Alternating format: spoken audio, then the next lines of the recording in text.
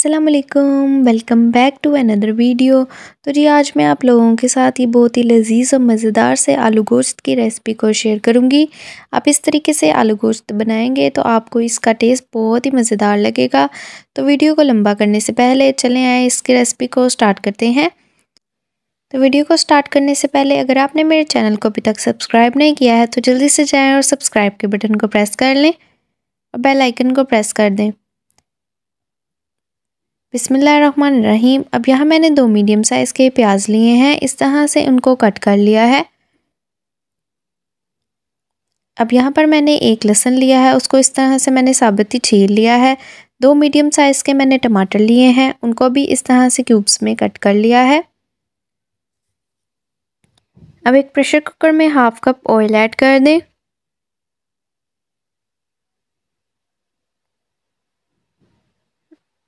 आलू मटर गोश्त का ये जो सालन है आप इसे इस तरीके से बनाएंगे तो आप देखेंगे कि इसका टेस्ट बहुत ही मज़ेदार सा बना है। अब इस ऑयल में आप प्याज को ऐड कर दें और प्याज को गोल्डन ब्राउन होने तक फ्राई कर लें। हल्की आंच पर आपने इसको फ्राई करना है। लाइट सा आप गोल्डन सा ब्राउन सा कलर इसका दे दें। तो ये देखें हमारा प्याज हल्का सा गोल्डन ब्राउन सा हो गया है। बस हमने इसका लाइट सा कलर ही चेंज करना था ताकि इसका जो नरम हो जाए ये प्याज, बस हमने इतना ही इसको फ्राई करना है।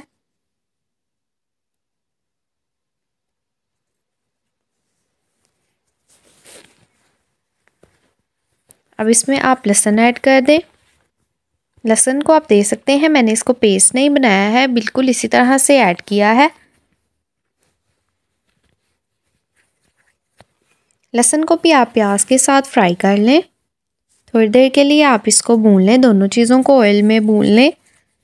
अब लहसुन और प्याज जब हमारा फ्राई हो जाएगा तो अब हम इसमें मटन ऐड कर देंगे। 1/2 kg यहाँ पर मैंने मटन लिया है। अब इस मटन को भी आप इसमें फ्राई कर लें। जितना ज़्यादा आप इसको फ्राई करेंगे, जितनी ज़्यादा आप इसकी बुनाई करेंगे, ये उतना ही मज़ेदार बनेगा। अब हम इसको भी अच्छी तरह से इसके साथ फ्राई कर लेंगे। तो अगर आपने मेरे चैनल को अभी तक सब्सक्राइब नहीं किया है तो जल्दी से जाएं और सब्सक्राइब कर दें ताकि आप मेरी तमाम मज़े की रेसिपीज़ को देख सकें। अब देखें इस तरह से आपने इसको भी फ्राई कर लेना है। जब हमारा मटन अच्छी तरह फ्राई हो जाए, आप देखें इसका कलर कितना अच्छा चेंज हो गया है। इस तरह से जब इसका कलर चेंज हो जाए तो आपने इसमें टमाटर ऐड कर देने हैं।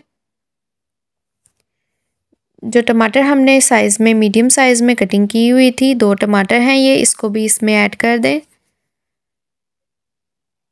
और इस तरह से फ्राई कर लें।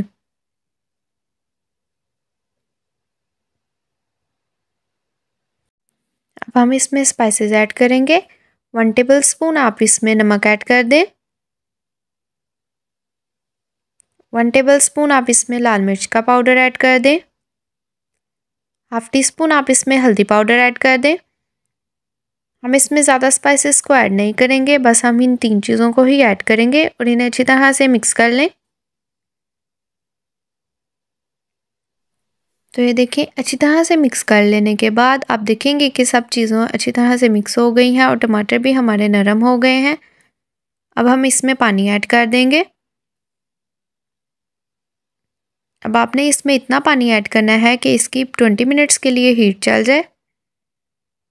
तो अब आप इसमें इतना पानी ऐड कर दें और इसको हीट लगा दें।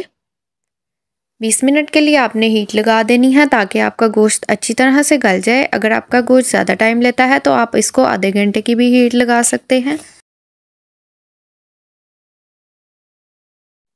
तो जी 20 मिनट हो गए थे, चलें अब इसको देखते हैं कि गोश्त हमारा अच्छी तरह से गल गया है।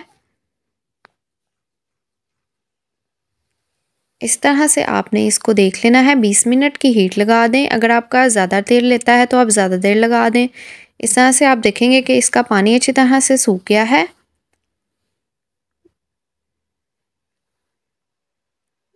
जब इसका पानी अच्छी तरह से सूख जाए और इसका ऑयल बाहर आ जाए, उस वक्त तक आपने इसको अच्छी तरह से फ्राई कर लेना है।